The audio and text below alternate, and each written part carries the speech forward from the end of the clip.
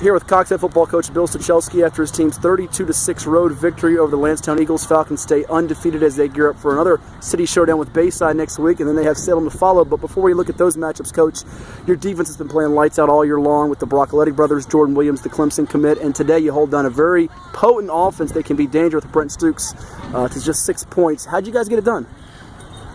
Great game plan by our D coordinator, Jimmy DiNardo, and his assistant, Dan Sheevely. We meet on Sunday nights, and like I said, this week's meeting was a little longer than normal because we had a lot of formations to cover and some dangerous offensive weapons that Landstown has, number 7, number 5, and their receiving core, good tight ends, good backs, and it wasn't a great week of practice because we missed 2 days, and so we got it on paper. We actually gave them something that we don't do. We gave them some handouts this week. We're usually just kind of walking through it and talking through it, but evidently our guys studied their tendencies and lined up the right way, and again, the thing on defense for us is keeping it simple, and that's what we're doing, and I think our guys are not having to think a whole lot, and they're reacting well. It was 5-0 for a long while in the first half. Then you get a pick late in the half. It seemed like your offense started to really gel towards the end of the half, going into the second half. What did you see out of it? And, of course, having A.J. Smith, who was a game-time decision there at the quarterback spot, playing defense well for you, too. His play, I thought, was very solid tonight. AJ was good, and it was great to see him play till the end of the game because he's been nursing that hamstring. We didn't know what we were going to get out of AJ, so we had 2 quarterbacks prepared, and the offense actually moved the ball pretty well all night. We just kind of shot ourselves in the foot. We had to burn our last time out there when we kicked our first field goal. So we actually kicked that field goal on 3rd down, if I'm not mistaken. There were 22 seconds left, and I didn't have enough confidence in the clocking. Yeah. You were 1-6, I could tell on the sideline. Yeah. So kudos to our kickers and our special teams for coming through in that regard.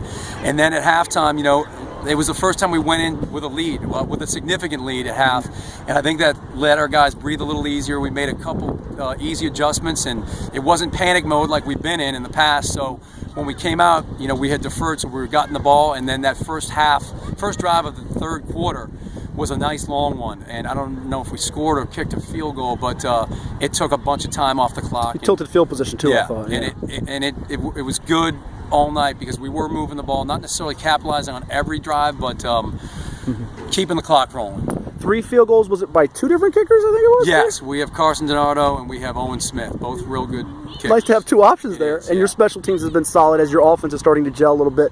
Speak on Tavion Robinson, a sophomore, really useful player for you. He can run, he can catch, he can throw, even if AJ isn't throwing it.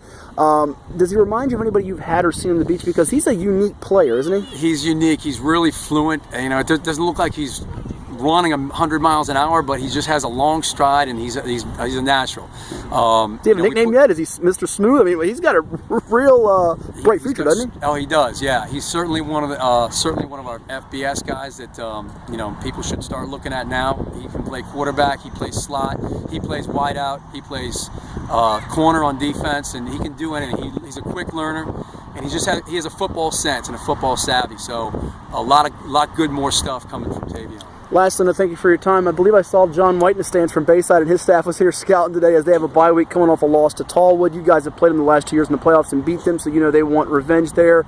What kind of challenge do they present for you guys? Every time Coach White comes to us with one of his teams, I know they're well coached. He was once on our staff. He's a great friend, and he's a terrific coach. And I know that they have tons of talent over there. We've seen their film. We get a lot of their films. We saw them play against Kellum, and they did a real nice job. So I know they're going to be angry, and I know they had 2 weeks to prepare. So we're going to obviously expect their A game.